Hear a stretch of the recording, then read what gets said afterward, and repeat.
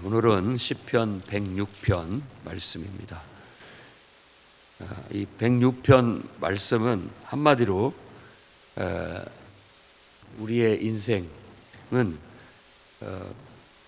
거역의 역사다, 불순종의 역사다라고 이렇게 쭉 얘기합니다.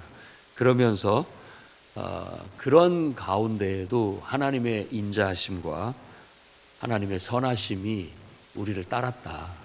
그거 없었으면 우리 다 죽었을 것이다 라고 그렇게 노래하고 있습니다. 그러니까 당연히 오늘 1절에서부터 5절까지 얘기하는 것처럼 여호와께 감사하라. 그는 선하시고 그 인자하심이 영원하십니다. 정말 하나님의 그 인자하심, 그 변함없는 사랑이 아니라면 우리처럼 이렇게 이랬다 저랬다 하는 그런 인간들이라면 정말 진작 다 망하고 죽고 말았을 것이다 라고 그렇게 얘기하는 겁니다. 아마 우리 모두가 다 속으로는 그런 것들이 정말 그렇구나 하는 그런 인정이 있으리라 믿습니다. 하나님은 위엄과 권능이 놀라우신 분이신데 그분이 기침만 해도 우리는 다 죽을 거예요. 그런데 그 하나님께서 우리를 얼마나 이렇게 긍휼히 여기시고 사랑으로 대해 주셨는지를 우리가 오늘 기억할 수 있는 그런 시간이 되면 좋겠습니다. 그러니까 마땅히 우리가 3절 말씀처럼 정의를 지키고 공의를 행해야 되겠습니다. 정의를 지키고 공의를 행하는 자가 복되다. 하나님 그렇게 우리가 살기를 바라고 계시다라는 그 하나님의 마음을 여러분과 제가 느끼고 그 마음에 이렇게 동일시돼서 이렇게 부합이 돼서 그 하나님의 마음을 흡족하게 해드릴 수 있는 그런 사람들이 됐으면 좋겠습니다. 정의라는 것은 그 자체가 옳은 것을 말하는 겁니다. 그리고 공의를 행한다라는 것은 집행하는 걸 말하는 거예요. 이게 옳아라고만 말하는 것이 아니라 이건 참 옳지라고 하고 그것을 내 삶에 집행하는 것을 공의라고 해요. 그러니까 정의와 공의는 그런 차이가 있어요. 똑같은 의미를 갖고 있지만 하나는 그냥 옳음 그 자체, 또 하나는 그 옳음을 삶 속에서 실행하는 거, 집행하는 거, 그걸 말하는 거예요.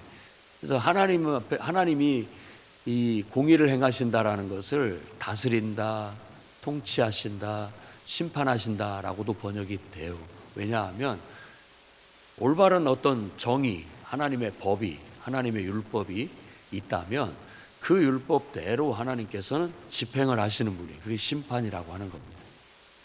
잘하는 자는 복을 주시고 또 잘못된 자들은 벌을 내리시고 이런 게 하나님의 심판이죠. 그걸 공의라고 해요. 정의가 실현됐다라고 그렇게 말을 하는 것이죠.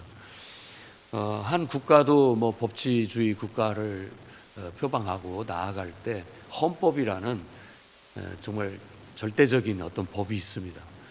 그래서 그 법을 가지고 이제 모든 것들을 집행하게 되는 거죠. 그랬을 때 그게 심판을 한다고 하는 것이죠. 그러니까 우리는 그런 어떤 헌법의 가치, 정신 이런 것보다도 정말 창조주 하나님의 말씀, 그 말씀이 그분의 전체적인 하나님은 어떤 분이시고 하나님은 무엇을 정의라고 하시고 뭐가 옳고 그른지를 알려주신 것이 이제 하나님의 섭리 속에서 기록된 문서인 성경책, 이 성경책 속에 그분의 사상과 그분의 정의를 담아 놓으신 거예요. 그래서 이스라엘 사람들은 모세를 통해서 주신 모세 오경, 그러니까 율법이라고 하는 토라, 그 모세 오경 속에 하나님의 정의가 들어있고 하나님의 뜻이 들어있다라고 믿고 그 말씀을 늘 가까이 하고 그 말씀을 배우고 익히고 그것을 삶 속에서 실행하는 것, 그것이 바로 정의를 지키고 공의를 행하는 거예요. 정의를 지키고 공의를 행하는 거죠. 오늘날 우리 성도들에게 있어서는 어떻게 삶을 살아야 될까라고 한다면 지금은 누구나 다 예수 그리스도를 주님으로 받아들여야 됩니다. 주님으로. 그 말은 내가 딱히 나 혼자 살죠. 내 마음대로 살고. 그런데 나는 예수님, 곧 우리를 구원하러 인간으로 이 땅에 오셔서 우리의 구주가 되어주시고, 또한 그분이 부활하시고 승천하셔서 이제 성령으로 우리 가운데 와 계시는 그분을 나의 인생의 주인으로 섬기며 산다라는 게 예수 믿는다라는 뜻입니다.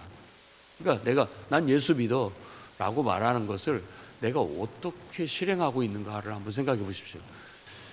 나는 예수 믿어 라고 하는 사람이, 그래 나는 주일 예배에 참석해, 이것을 예수 믿는다라고 하는 것인지, 그러나 본질적으로 그것도 하나의 내가 예수님을 믿는 어떤 행동이라고 말할 수 있겠지만, 본질적으로 정말로 그 예수를 믿는다라는 참된 의미는 나는 이제 내 삶을 나의 목자 되시고 인생의 목자 되시고 내 인생의 주인 되신 예수님께 내가 그분을 나의 주인으로 인정하고 내 인생을 그분께 완전히 맡겼어.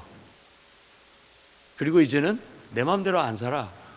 이제부터는 내가 예수님과 상의하면서 주인의 뜻대로, 주인이 기뻐하시는, 거기에 걸맞는 삶을 살아. 이게 바로 예수 믿는 것입니다. 그게 바로 공의를 지키고 정의를 지키고 공의를 행하는 거예요. 그래서 그것을 갖다가 신약 성경에서는 하나님 말씀대로 산다 이런 표현도 쓰고, 또 그 말씀을 좀 더 좁은 의미로 얘기할 때는 복음이라고 해요. 복음. 그것을 예수 그리스도를 통한 구원의 삶, 그걸 복음이라고 합니다.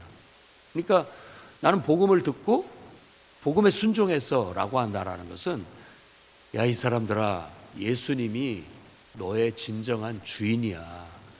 여태까지도 그거 모르고 살았지. 그분이 너에게 생명을 줬고 그분이 너를 사랑하셔 너를 구원하시려고, 죄에서 구원하시려고 자신의 모든 걸 내어주셨어. 인간이 되어서 이 땅에 오셨고 십자가에서 우리에게 모든 생명을 다 바쳐서 우리를 사랑하셨고 우리를 구원으로 인도하셨어. 그뿐인 줄 알아? 그분이 죽은 자 가운데 죽은 지 사흘 만에 부활하셔서 새로운 부활의 생명을 우리에게 주시기 위해서 그분이 부활하셨어. 지금은 승천하셨지만 이제는 거룩한 영, 부활의 영, 예수의 영으로 누구든지 주님을 인정하고 받아들이고 주인으로 섬기겠다고 하는 사람에겐 성령으로 찾아오셔서 우리와 소통하시고 우리를 지도하시고 인도하시고 돌보시고 인도하셔. 그러니까 지금이라도 빨리 마음을 고쳐먹고 회개하고 마음을 고쳐먹고 예수님을 너의 인생의 진정한 주인으로 받아들이고 그분께 너의 인생을 맡기고 그분과 동행하는, 그분과 상의하면서 그분 뜻대로 순종하는 삶을 살아봐. 이게 바로 복음입니다. 그리고 그것을 정의로 알고 그것을 실행할 때 공의를 행하게 되는 것이죠. 그랬을 때 우리를 성도, 의인이라고 그렇게 말하게 되는 거예요. 지금 이 시편의 네 번째 권의 마지막 시편인 이 106편에 바로 그 정신을 강조하고 있는 거예요. 누구든지 하나님을 섬긴다면 하나님의 말씀을 정의로 삼고 그 말씀을 공의를 행하듯이 실행하고 집행하면서 살아야 된다. 그게 바로 하나님 백성의 도리고 그렇게 사는 게 인간의 본분이다 라고 그렇게 말하는 겁니다. 그러면 우리가 어떻게 사느냐? 다 하나님의 은혜로 사는 거예요. 누구도 하나님의 은혜로 사는 거예요. 은혜 없이는 살 수가 없어요. 하나님께서 부르신 자, 택하신 자, 그래서 하나님 백성으로 삼으신 자, 하나님은 그들에게 한없는 은혜와 사랑을 베풀어 주시는데, 그로 인하여서 그들이 정의를 행하고 공의를 집행할 때 하나님이 형통하게 하시고 복을 내려주시고 모든 것들이 다 이렇게 잘 되게 해서 기쁨을 얻게 하시고, 그렇게 해서 하나님을 알지 못하는 사람들 앞에서 자랑하게 하시려고. 그래서 모든 사람들이 시기하는 마음을 갖고, 아, 나도 하나님 믿을래, 나도 하나님 섬기면 되지, 나도 하나님의 백성이야. 그러면은 언제든지 맞아, 나만이 아니라 우리 모두가 다 하나님의 백성이야. 하나님이 우리를 창조하셨고 하나님이 우리를 사랑으로 돌보고 계시는데 우리가 그걸 인정하지 않고 살았을 뿐이야. 빨리 그 생각을 고쳐먹고 마음을 그걸 깨달았다면 이제부터 하나님 섬기면 돼. 하나님께서 하나님을 섬기기로 작정한 자, 그것도 하나님께서 불러주시는 것이고, 하나님 부름에 순종한 자, 그에게 은혜를 베푸시고 그를 형통하게 하시고 기쁨을 얻게 하시고 늘 돌보시고 지키시고 필요를 공급해 주시고, 나중에는 이제 신의 생명, 금지되었던 생명나무, 그 영생을 우리에게 선물로 주실 거야. 그러니까 그날이 올 때까지 우리 하나님 잘 믿고 하나님 잘 섬기자. 그게 바로 모든 설교의 내용이고 그게 주제예요. 우리가 지금 이 자리에 나와서 예배를 하고 기도를 하는 것도 그렇게 우리 하나님을 잘 섬겨보자. 그래서 우리의 삶에 하나님의 은총이 임하고 하나님의 형통함이 따르게 하자. 그리고 이 땅에 하나님께서 우리를 창조해서 보내셨다면 하나님의 뜻이 있을 것이다. 내가 살아가는 이유가 있고 내게 주신 사명이 있을 것이다. 가정을 돌보라는 것, 또 뭐 내게 주어진 어떤 역할을 잘 감당하라는 것, 크게 온 세상을 뒤바꿀 일은 아니지만 나에게 주신 하나님의 사명, 소소한 내 인생 속에서 그것 잘 감당하는 것이 하나님이 내게 두신 사명이고 뜻이라면 오늘 또 그 일을 위해서 하나님께 순종하는 마음으로 하나님이 주신 힘과 지혜와 용기를 가지고 그 일을 해나가면 되는 거거든요. 그렇게 사는 것이 정의를 지키고 공의를 행하는 거예요. 그러면 하나님께서는 은혜를 베풀고 형통하게 해주셔서 기쁨을 얻게 하시고 모든 사람 앞에 야, 저 사람들은 참 대단하다 라고 해서 자랑거리가 되게 하실 것이라고 말씀하고 있습니다. 거기에서 1절에서 5절까지 얘기해요.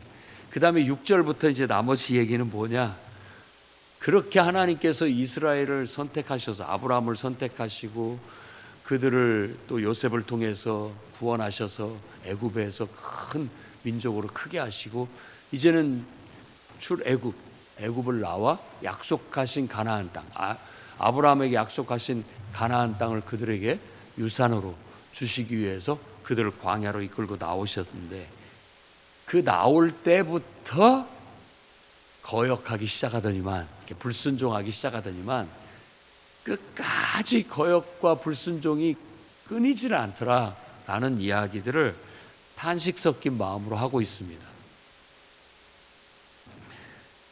참 그분의 인자하심과 선하심이 아니었다면 아마 젠작 포기하고 말았을지도 모르겠습니다. 그럼에도 불구하고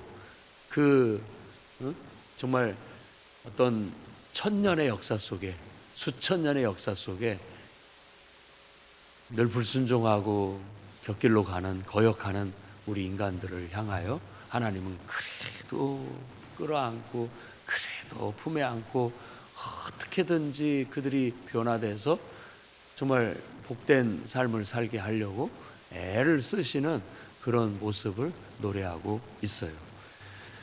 자, 이스라엘의 역사 속에서 이제 출애굽을 해서 딱 홍해 앞에 왔을 때부터 하나님을 원망하고 불평하고 불순종하기 시작했다라는 거예요. 그 앞에서 죽을 데가 없어서, 우리 묻을 데가 없어서 이 광야로 우리를 끌어냈느냐, 하나님께서 그걸 꾹 참으시고 홍해를 갈라서 그 바다를 마른 땅처럼 걸어갈 수 있게 해주셨어요.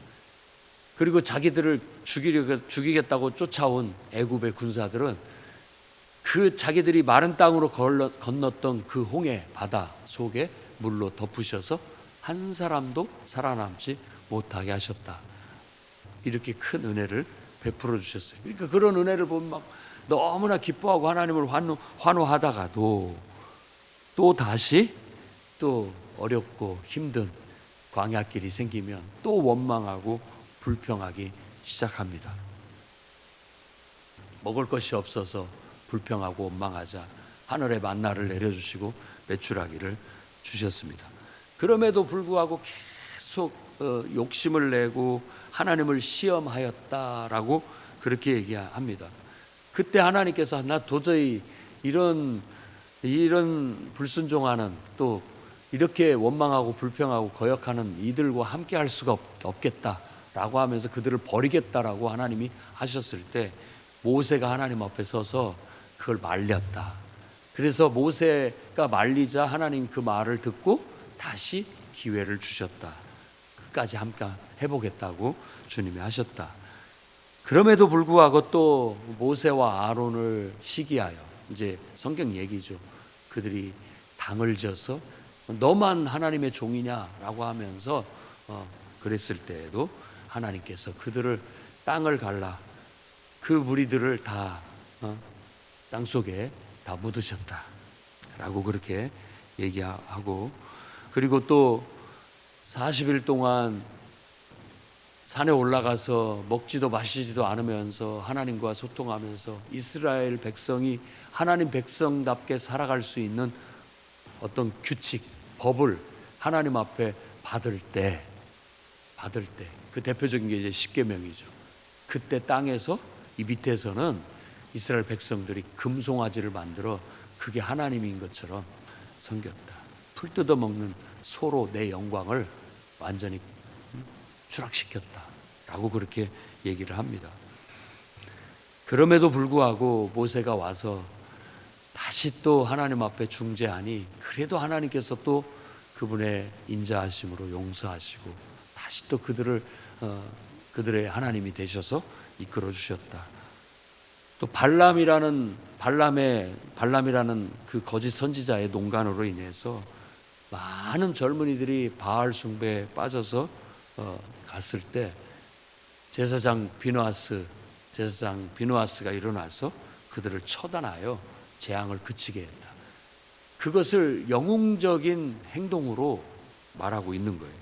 이는 대대로 기억해야 할 영웅적인 행동이었다라고 말하면서 그 뒤에 약속의 땅에 들어가서도 가나안 땅의 모든 우상 숭배를 다 척결하라고 했는데도 불구하고 그들이 행했던 우상 숭배를 음란하듯, 그러니까 몰래 불의한 일을 행하듯 그 몰래 가서 그런 우상 숭배를 계속해서 행하였다. 그러니 하나님이 가만히 보니까 이들이 이 버릇을 못 고치는구나, 결국은 못 고치는구나 라고 하면서 이들을 이방 나라에 팔았다. 그래서 이방 나라를 섬기면서 뭔가를 깨닫고 그 속에서 그들을 연단하셔서 자신이 누구인지를 깨닫게 하려고 그렇게 하셨다, 이렇게 말합니다.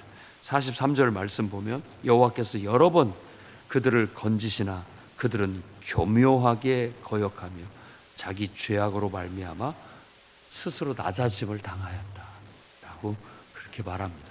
그게 이스라엘이 보여주는 하나의 한 면이에요. 이스라엘의 역사. 그런데 우리 한 사람의 신앙생활의 역사를 볼 때에도 늘 변함없이 하나님을 사랑하고 변함없이 하나님께 충성하는 신앙을 갖는다면 얼마나 좋겠습니까? 정의를 행하고 공의를 행하듯이 이렇게 살아가기를 바라는 마음을 갖고 그렇게 우리가 실천하며 나아가야 되겠습니다. 그런데도 불구하고 우리 안에 또 이런 불순종하는 마음들, 또 늘 하나님 앞에 원망하고 불평하는 마음들, 꼭 풀 자라듯이 깎아놓으면 또 자라고 깎아놓으면 또 자라잖아요. 뽑으면 또 자라고 또 자라듯이. 어쩌면 그런 것들은 그렇게 잘 자라는지 그런 것들이 솟아나는데 정말 잘 그것들을 관리해서 그냥 조금만 기미가 있어도 잘 뽑아내고 잘 관리해서 풀이 뒤덮는 일이 없도록, 그런 불순종과 원망과 불평의 말이 우리의 삶을 뒤덮는 일이 없도록 우리가 스스로 하나님 앞에 순종하며 관리해 나가야 되겠습니다. 그래야 우리가 하나님의 백성이죠. 떳떳하고 당당하고 자랑스러운 하나님 백성, 떳떳하고 당당하고 자랑스러운 그리스도인, 성도, 교인으로서 저와 여러분들이 정의를 지키고 공의를 행함으로써 정말 하나님의 복음에 합당한 그런 삶의 열매를 맺음으로써 하나님도 기뻐하고 또 나도 복되고 또 모든 사람에게도 자랑거리가 될 수 있는 그런 성도로서의 합당한 삶을 살아가시기를 주의 이름으로 축원합니다. 기도하겠습니다. 거룩하신 주님, 우리 안에 있는 불순종의 마음과 또 원망과 불평의 마음들을 하나님 잘 다스려 주시옵소서.